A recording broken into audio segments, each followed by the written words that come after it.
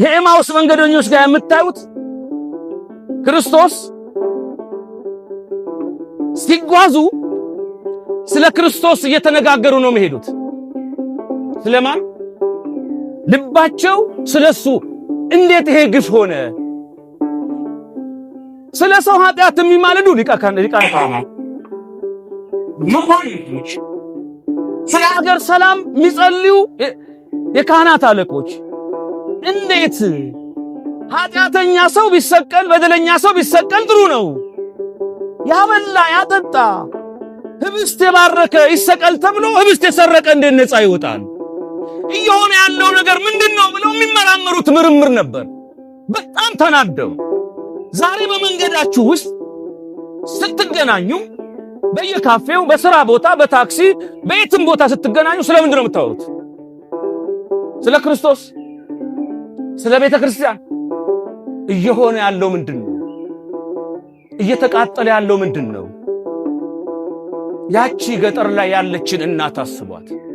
አሁን እናንተ ይሄ ቤተ ክርስቲያን ነዶ፣ አርሴማም ነዳ፣ ስትመጡ መግባት አትችሉም ተብሎ ተአምረ ማርያም የለ፣ የገብርኤል ድርሳን የለ፣ ቅዳሴ የለ፣ ጸበል መጠጣት የለ፣ ንግስ የለ፣ ዙሪያው በቃ አመድ ሆኖ ዝም ብላችሁ ብትመጡ ምን ይሰማችኋል? በኮሮና ሰዓት እንኳን ከቤት አትውጡ፣ ቤተ ክርስቲያን አትምጡ ተብሎ ፌደራል በር ላይ ሲቆም እንዴት ነበር ያዘነው? ውስጣችሁ ባዶነት አልተሰማው? ቤተ እግዚአብሔር አናፈቃችሁ? እምዬ ኦርቶዶክስ ማሪኝ ብለን አቅማችንን አላወቅንም? እግዚአብሔርን አለማየት ከቤት አትውጣ መባል። አሁን ገጠር አካባቢ ላይ እየሆኑ ያሉት እንደዛ እኮ የለም። ቤተ ክርስቲያን አመድ ነው። ጉልት ቁጭ ብላ ከመቀነቷን ፈታ የሰራችው ቤተ ክርስቲያን የዛች እናት እንባ ነው የፈሰሰው። ዛሬ እየተነጋገርን ያለው ለምንድን ነው? ስለምንድን ነው? ወይስ እኛን አርፋችሁ ግድ በሉ አታነካኩን እንደ ልባቸው ይሁኑ እንትና ነው? ስለምንድን ነው እያወራን ያለ ነው? እነዚህ መንገደኞች ተስፋ የቆረጡ መንገደኞች ቢሆኑም ግን እያወሩ የሚሄዱ ስለ ሰው አይደለም፣ ሐሜት አይደለም። ዛሬ እስቲ ሰውን ቦጭቅ ብለው ስራዬ ብለው ቁጭ ብለዋል። ስለ ሰው ካላነሱ የሚያማቸው ሰዎች አሉ። በጣም እንደ ዱባ ተተርትሬ ልሞቱ ይሏቸዋል። እና እንዲያውም አንድ ማቃቸው ልጆች ነበሩ። በጣም ነው የሚተማሙት። ድሮ ነው ማቃቸው። አንዱ ከወጣ አንዱን አይለቀውም፣ አንዱ ከወጣ ሌላውን አይለቀውም። ስለዚህ አንዱ ጓደኛቸው ምን አለ? ይሄ ቡድን ሳይበተን አልሄድም፣ ታሙኛላችሁ። መጨረሻ ላይ እነሱ አንሄዳሉ። የሱ የታክሲስ ሊያልፍበት ነው፣ አውቶቡስም የለም። ቢያይ ሄዱ። በሉ እንግዲህ ስጋዬን ብሉ ደሜን ጠጡ ብሎ ሄደ። አንዳንድ ጊዜ ጥላቸውን ጭምር የማያምኑ አሉ። በእውነት መጽሐፍ ቅዱስ አትስረቅ የወንድሜ የንብረት ጠባቂ ነህ ነው፣ አታመንዝር የትዳሩ ጠባቂ ነህ ነው፣ አትማ የስሙ ጠባቂ ነህ ነው። ሕግ የተሰራው ለሰው ነው። የኤማውስ መንገደኞች ሲሄዱ ስለማን ነው የሚያወሩት?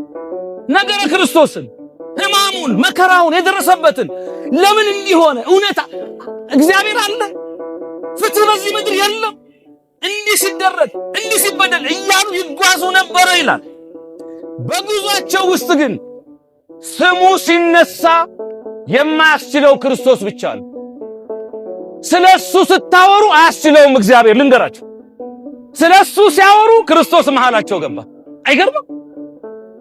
እስቲኛ ስለ እግዚአብሔር እናውራ። ስለ መጽሐፍ ቅዱስ፣ ስለ ሃይማኖት፣ ስለ ቤተክርስቲያን ካወራን እመኑኝ፣ ሁለት ከሆናችሁ ሶስተኛ እግዚአብሔር አለ። ሶስት ከሆናችሁ አራተኛ ይገባል። ቤተሰብ ሆናችሁ ለምሳሌ ባልና ሚስት ሁለት ልጆቻቸውን ይዘው ካወሩ አራት አይደሉ? አምስተኛ ኢየሱስ ክርስቶስ አለ አብሯቸው። ቤትም ቦታ ስለ ቤተክርስቲያን ስታወሩ፣ ስለ መጽሐፍ ቅዱስ፣ ስለ እውነት፣ ስለ ቅዱሳን፣ ስለ እግዚአብሔር ክብር በምታወሩበት ሰዓት ስራ ፈትነት አይደለም፣ አክራሪነትም አይደለም። ጀመረ ደግሞ የኛ ቄስ ብለው እግዚአብሔርን እንዳይመጣ ብሎክ የሚያደርጉብን እንዳሰማ። የትም ቦታ በምንም ሁኔታ ውስጥ ስለ ቤተ ክርስቲያን፣ ስለ ኦርቶዶክስ፣ ስለ ቸሩ መድኃኔ ዓለም ካወራችሁ ተጨማሪ ሰው አብሯችኋል። ያም የናዝሬቱ ኢየሱስ ነው። መሃላቸው ገባና ቆመ። ግን እሱ እንደሆነ አላወቁትም፣ አልተገለጠላቸውም። ለምን? ወዲያው ካወቁት ብዙ ማወቅ ያለባቸውን ምስጢር ሊያስተካክላቸው፣ ሊያርማቸው፣ ሊያስረዳቸው የነበረ ምስጢር ስለነበረ እሱን ምስጢር እንዲያውቁት ምን አለ? ዝም ብሎ መሃላቸው ተገኘ። አሁንም መድኃኔዓለም መሃላችን ይገኝልን። እርግጠኛ ነኝ እዚህ ጉባኤ መሃል አለ፣ መላእክቱ አሉ፣ ቅዱሳኑ ሁሉ አሉ፣ ስሙ በተጠራበት። በእውነት ክብር ለመድኃኔዓለም። መሃላችን ላለው እግዚአብሔር እየተነጋገር ከዛ በኋላ እናንተ አላቸው ስለምንድን ነው የምትነጋገሩት? ምንድን ነው የምትሉት አላቸው። አይገርምም? ምንድን ነው እንዴ? አንተ ለኢየሩሳሌም እንግዳ ነህ እንዴ? ብቻህን ዘግተህ ነው የምትኖረው? አረጋና ምንም አልሰማህም ብለው ስለ እርሱ እንዴት እንደተገደለ በግፍ መናገር ጀመሩ። ለቀባሪ ያረዱት እኮ ነው፣ ለባለቤቱ ለራሱ። አይገርምም? ዮሴፍን ደብድበው ሞተ ብለው ለአባታቸው መርዶ አድርተዋል አይደለም? ዘፍጥረት 37 ኋላ ዮሴፍ ግብጽ ሀገር ሄዶ ጠቅላይ ሚኒስቴር ሲሆን እነሱ ተርበው እሱ ፊት ቆሙ። እናንተ ወንድም አላችሁ አላቸው። አዎ ሞቷል። ግን አፈት ለራሱ እኮ ነው የነገሩት። አንዳንድ ስለራሱ ሰምታችሁ ታውቁ? እኔ አንዳንድ ታክሲውም ውስጥም መንገድ ላይም የሆነ ሻይ ስለራሴ መሰማበታል። ጥሩ መጥፎ መሰማል። አንድ ጊዜ መርካቶ ጉባኤ ጠርቼ አራቱም መንገድ ተዘግቷል። እንደው ኮፍያውን ማክሱንም አድርጌ ምንድነው እዚህ መንገድ ተዘጋጋ አልኩታን። ይሄ ምረታብ የሚባል ሰላቢ ይመጣል። ለእናንተ የሚያረጋችሁ ሰዎች አሉ። አንድና ደግሞ ምን አሉ? እንደዚህ አይቻቸው ስዊድን ሀገር ነው ያገኘዋቸው። እንደዚህ ይሄን እንዴት ነው እያል ስለ አገልጋዮች ስናወራ ልጆች እንኳን ያምረታም ነው የለወጠልኝ። አንዱን ቃሚ ዱርዬ ነበር፣ ያው እሱ ለውጦልኝ ተመስገን። አሁን ቤተ እግዚአብሔር ምንጣፍ አንጣፊ እሱ ነው። ያውቁታል ምረታምን። አይ በቴሌቪዥን ለዚህ ነው ማየው፣ በአካል ግን ሳየው እቺን ነው የሚያክለው። እና ሰዎች ስለናንተ የሚናገሩበት ሰዓት አለ። እነዚህ ሰዎች ስለ ኢየሱስ ክርስቶስ መናገር ጀምሩ። መናገር የጀመሩት ምን ብለው ነው? እንዲህ ሲሉ ነገሩት ይላል። ይህንም ሲናገሩ ኢየሱስ በመካከላቸው ቆሞ ሰላም ለእናንተ ይሁን አላቸው። ነገር ግን ይቅርታ ኢየሱስ ክርስቶስ ይላል ከላይ ጀምሮ ቁጥር አንብቡት፣ የተናገሩትን ነገር ነው። ይህ ምንድነው አላቸው። እነርሱም እንዲህ አሉት፣ በእግዚአብሔርና በሕዝቡ ፊት ሁሉ በሥራና በቃል ብርቱ የሆነ ነቢይ ነበረ። አያችሁ፣ በእግዚአብሔርና በሕዝቡ ሁሉ ፊት በሥራና በቃል ብርቱ ነበረ። በእግዚአብሔርም ፊት በሰው ሁሉ ፊት። አሁን እኛ ብዙዎቻችን በሰው ሁሉ ፊት መልካም ሰዎች ነን፣ ደግ ነን፣ ትዳሩን አክባሪ ነው።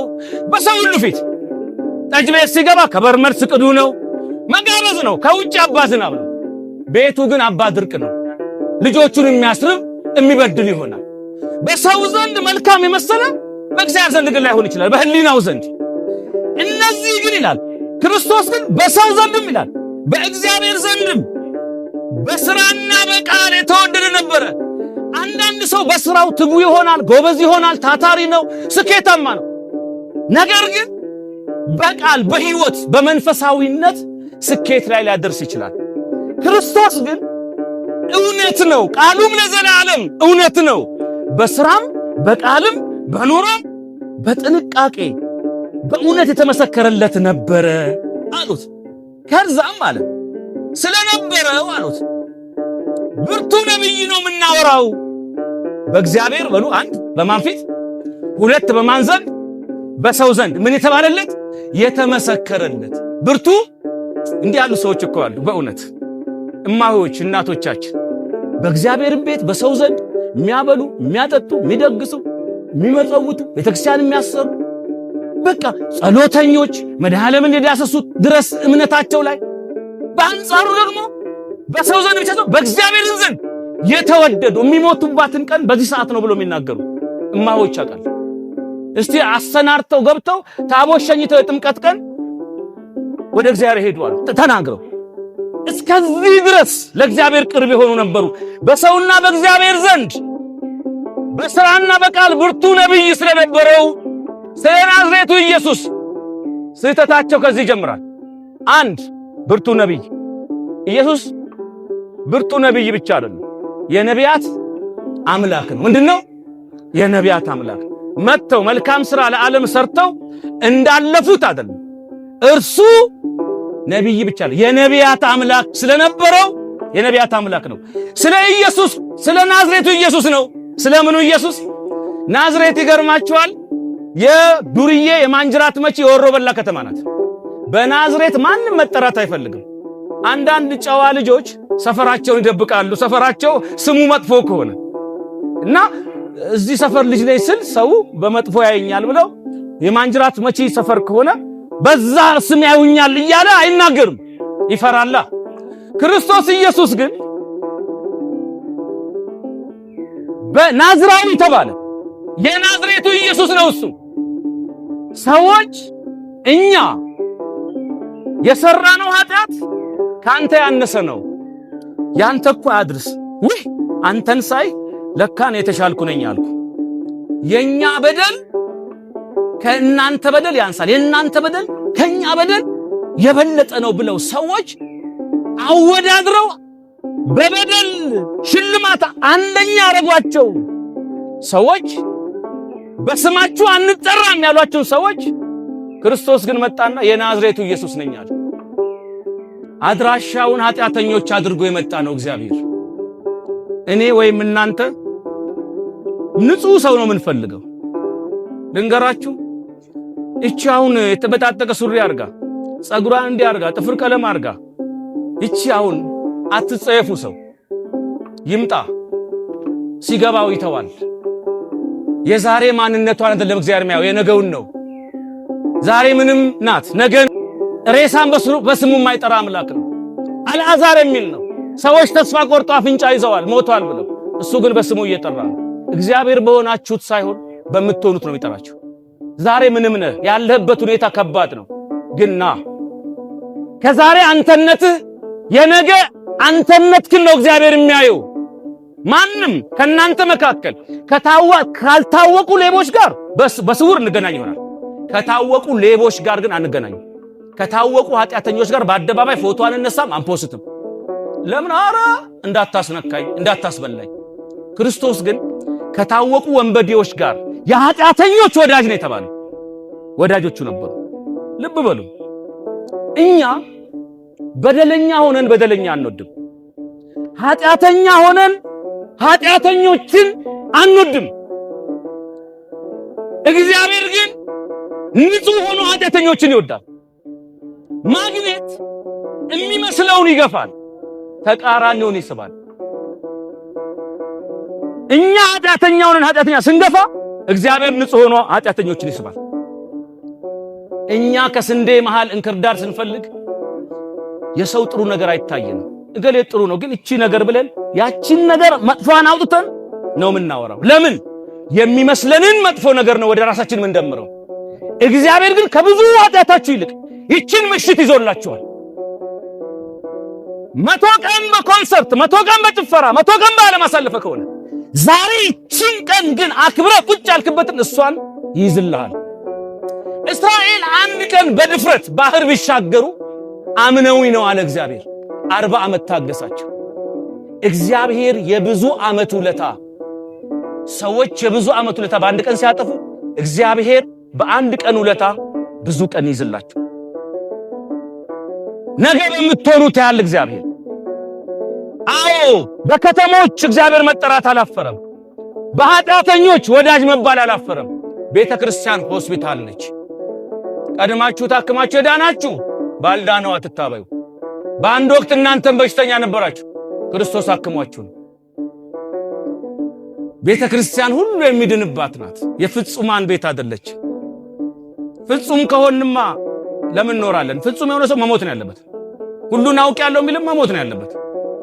እኔ የምኖረው ያላወቅኩት ለማወቅ ነው። ከፍጹምነት ከጀመርክ ወደ መጉደል ነው የምትሄደው። ፍጹም ከሆንክ መሰወር ነው ያለበት። ስለዚህ ማናችንም አንፍረድ። ክርስቶስ የናዝሬቱ ኢየሱስ ተብሏል። ለሚቅሙ፣ ለሚሰክሩ፣ ለሚያጨሱ፣ ሌቦች፣ ወንበዴዎች የማይረቡ ብሎ ዓለም ተስፋ ለቆረጠባቸው እንደሚለውጣቸው ያውቃል። እኛ እንደምንለውጥ አቅም ስለሌለን በደለኛ አንወድም። ክርስቶስ እንደሚለውጥ ስለሚያገን በደለኛ ይወድ። አንድ ወቅት በጣም የሚገርም ፌስቡክ ላይ ቅርብ ጊዜ አንዱ ሚስቱን በሌላ ትዳሯን ስታቆሽ አይቷት ጸጋ ተልከሰከሰች። ሁሉም ሰው ጸጋ ተልከሰከሰች። አሁን እሱ ምን አስቦሰተ? ስለሷ መልከስከስ መድኃኒዓለም ይጠይቃት። የኛ መልከስከስ ቆይ አሁን ተሰብስበን ፎቶ ብንነሳ አንድ ላይ ሲፖስት ቅድሚያ የምታዩት የማንን ነው? የራሳችሁ ነው ወይ? ይሳኩ ይሳዘጋጀስ አፍጥጫለሁ አግደጃለሁ። በቃ ራስ ግን ያ ቅድሚያ ሌላ ቦታ አትይ። መስታወት ራስን ማያን አይደለም፣ መነጽር ሰው ማያን። የሚያስፈልገን መነጽር ሳይሆን መስታወት። ራሳችንን እንመልከት። ሴትዮቱ ከሆነ መስታወት የሌለበት ዘመን ላይ ከልጇ ጋር ቡቲክ ሄዳ መስታወት ተፈብርቆ አየች። መልኳን ስታይ ይቺ የማናት አስቀያሚ አለች እናንቱ። ልጅቱ ደግሞ አረማዬ ተይ አንቺ እኮ ነሽ ወይ እኔ ሆነኝ እንዴ? ለአባትሽ አዘንኩለት። ይሄን መልክ ችሎ መኖሩ የሰው የመሰላቸው የራሳቸው ሆነ። ባላቸው ስለ ውበት ስለ አፍንጫ ሳይሆን ስለ ልባዊ ፍቅር እንዴት እንደወደዳቸው በባላቸው ፍቅር መገረም ጀመሩ። የሰው የመሰላችሁ ነገር የራሳችሁ ነው፣ የኛ ነው።